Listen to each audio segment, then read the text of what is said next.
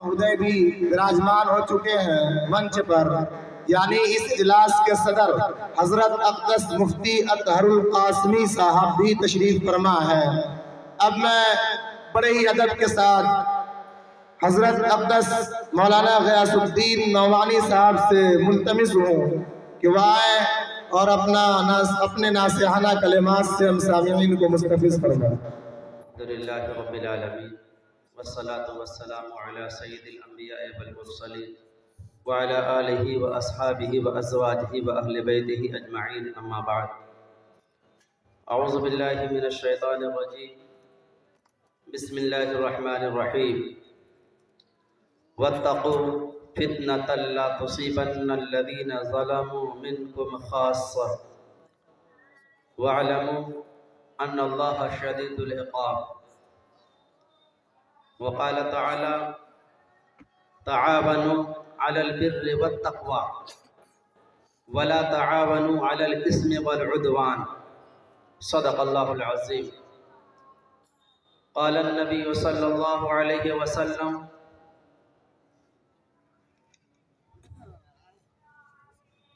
अला कुल्लुकुम राइन व कुल्लुकुम मसऊलुन अन रइयतिही औ कमा क़ाल नबी सल्लल्लाहु अलैहि वसल्लम। मुअज़्ज़ज़ सदर जलसा और स्टेज पर जलवा फरोज़ उलमाए कराम और पंडाल के अंदर दूर दराज से आए हुए मुअज़्ज़ज़ मेहमान, उलमा, आवाम, आप सबों को दिल की गहराइयों से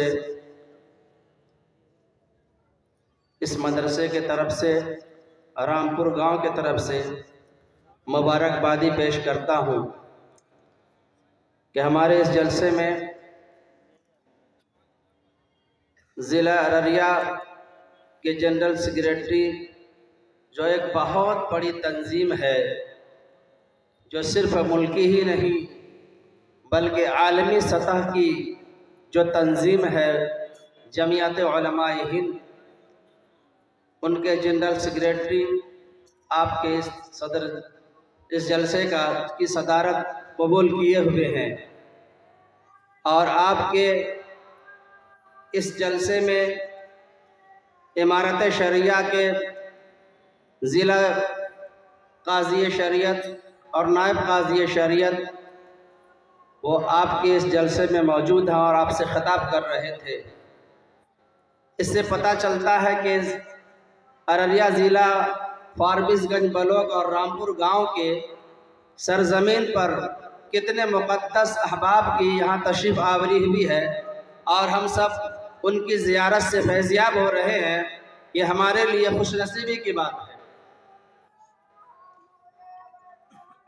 मेरे दोस्तों, बुज़ुर्गों, मुख्तलिफ अनावीन से बातें सामने आ चुकी हैं और मुझे उम्मीद है कि जितने लोग यहाँ मौजूद हैं वो अल्लाह और उसके रसूल के पैगामात को सुनने के लिए और उस पर अमल करने की नीयत से यहाँ तशरीफ़ लाए हैं।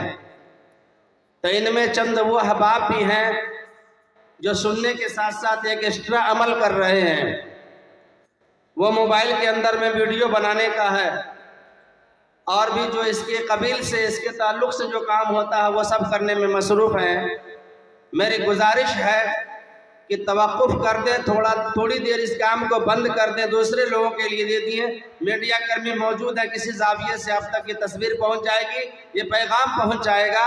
इसलिए अपने को हुज़ूर क़ल्ब के साथ, समाअत के साथ मुकम्मल अपने बुजुर्गान की, अपने उलमाए कराम की ज़ियारत करते रहें और फैज़ हासिल करते रहें। ये मेरी गुजारिश है आपसे। मेरे दोस्तों, बुजुर्गों, कुरान पाक में अल्लाह रब्बुल इज़्ज़त ने एक ख़ास तबक़ात को टारगेट किया है, चिन्हित किया है, मुंतखब किया है। हम भी हो सकते हैं, आप भी हो सकते हैं और हज्जतुल विदा के मौका पर अल्लाह के नबी सल्लल्लाहु अलैहि वसल्लम के उस पैगाम के तहत वो भी हो सकते हैं जो अभी इस दुनिया में नहीं आए हैं।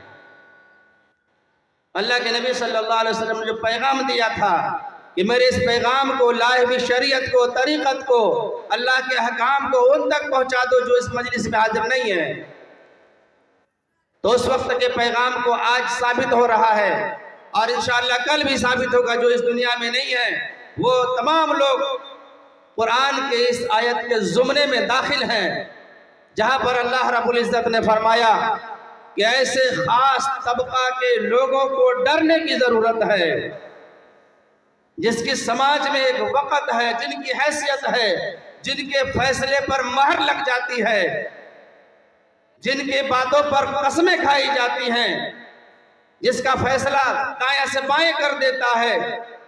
ہر سماج میں ایسے لوگ موجود ہوتے ہیں اور اللہ اور اس کے رسول کے نگاہ میں وہ یہی وہ لوگ ہیں جو درخشندان ستارے آپ کے بینر میں موجود ہیں، آپ پڑھ سکتے ہیں۔ اللہ کے نبی صلی اللہ علیہ وسلم نے اپنے صحابہ کرام کو فرمایا کہ یہ آسمان کے تارے ہیں، جس طریقے سے رات کے اندھیرے میں تارے چمکتے ہیں، الصحابی کالنجوم بِأَيِّهِمْ اقتدیتم اہتدیتم، میرے صحابی مثل تارے کے ہیں، تم جس کسی کی بھی اقتدا کر لوگے تم کامیاب ہو جاؤ گے، فلاح کو پہنچ جاؤ گے۔ اللہ کے نبی صلی اللہ علیہ وسلم نے اس صحابی کے لیے بھی یہ ارشاد فرمایا جو ابھی ایک دن ہوا ہے ایمان کے اندر میں داخل ہوئے ہیں اور جام شہادت نوش فرما لی ہے، اس صحابی کے لیے بھی یہ فضیلت حاصل ہے، اس صحابی کے لیے جو فضیلت حاصل ہے جو بچپنے کی عمر میں ایمان لاتے ہیں اور بڑھاپے کی عمر میں گزر جاتے ہیں، یہ فضیلت اس کے لیے بھی ہے۔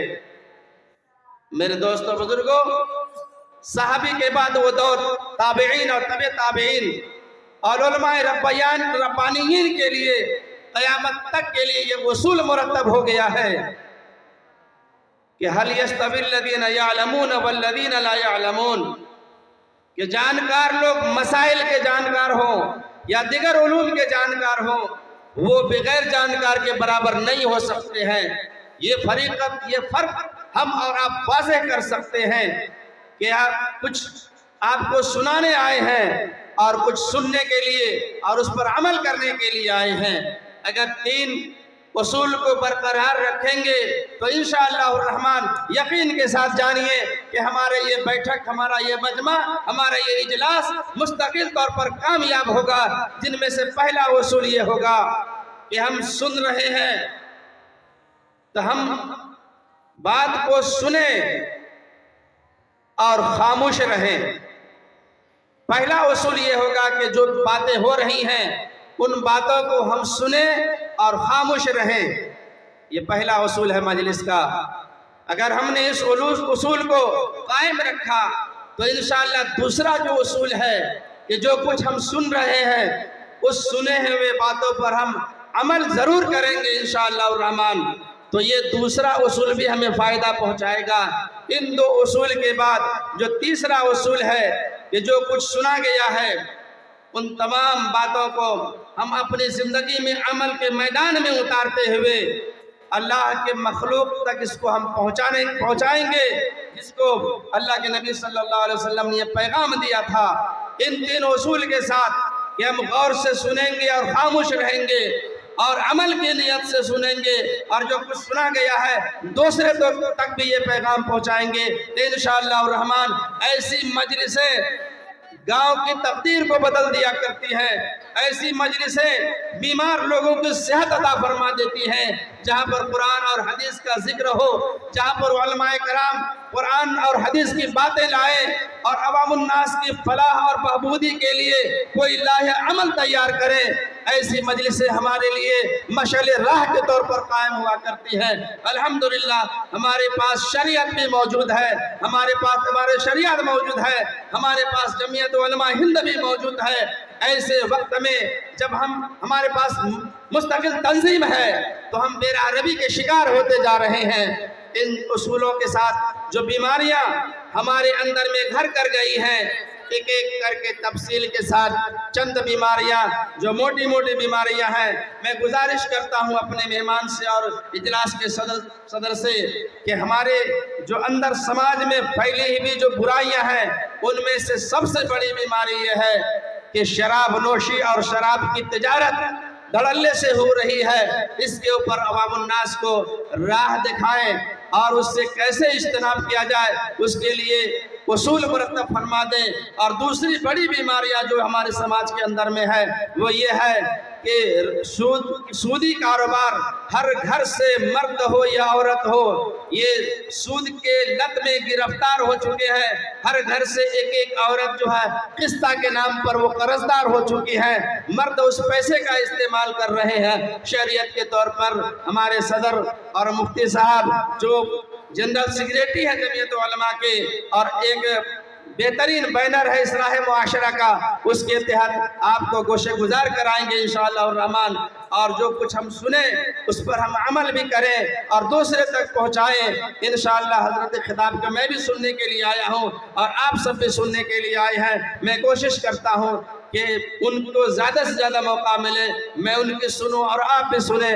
بس انہی چند گزارشات کے ساتھ میں رخصت ہو رہا ہوں۔ اللہ رب العزت مجھے عمل کی توفیق عطا فرمائے، اور جو قرآن پاک کی جو آیت پڑھی گئی ہے ایسے خاص لوگوں کے لیے جو سماج کے اندر میں جس کی حیثیت حاصل ہوتی ہے، ایسے لوگوں کو ڈرنے کی ضرورت ہے۔ اللہ رب العزت نے فرمایا کہ وَاتَّقُوا فِتْنَةً لَا تُصِيبَنَّ الَّذِينَ ظَلَمُوا مِنْكُمْ خَاصَّةً۔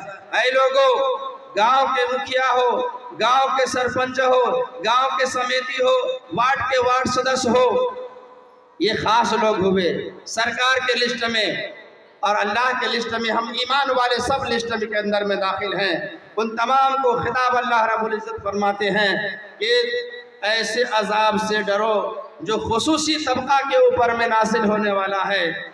تو سماج کے اندر میں جو مختص طبقہ ہے ان کو ان برائیوں کے طرف بھی روک تھام کرنے کی ضرورت ہے، معاونت کرنے کی ضرورت ہے۔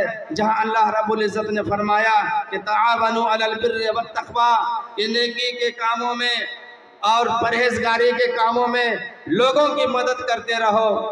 تو قرآن کی تعلیم جہاں ہو رہی ہو وہ نیک کام ہے، بھائی چارگی کے لیے قدم آگے بڑھانا ہو وہ نیک کام ہے۔ ایسے تمام نیک کاموں میں مدد کرنا اللہ رب العزت اس سے خوش ہوتا ہے، اور ان تمام کاموں سے بچنا جس سے گناہ پیدا ہوتے ہیں اللہ رب العزت نے منع فرمایا کہ وَلَا تَعَاوَنُوا، ہرگز مدد مت کرو جو گناہ کے کام کو لا رہے ہوں، شراب نوشی کے کام ہو، حرام کاری کے کام ہو، سود بیاج کے کام ہو۔ یہ جو کام ہے اس کا گواہ بننا، اس کا کاتب بننا اور اس کے اور بھی دیگر معاون بننا اللہ رب العزت نے اسے حرام کیا ہے۔ تو ایسے کاموں میں معاونت کرنا بھی حرام ہے۔ اس لیے میرے دوستوں بزرگوں تفصیل کے ساتھ حضرت بیان فرمائیں گے۔ اللہ رب العزت مجھے سننے کے لیے قبول فرمائے اور عمل کرنے کے لیے بھی قبول فرمائے، آمین یا رب العالمین۔ وآخر دعوانا الحمدللہ رب العالمین۔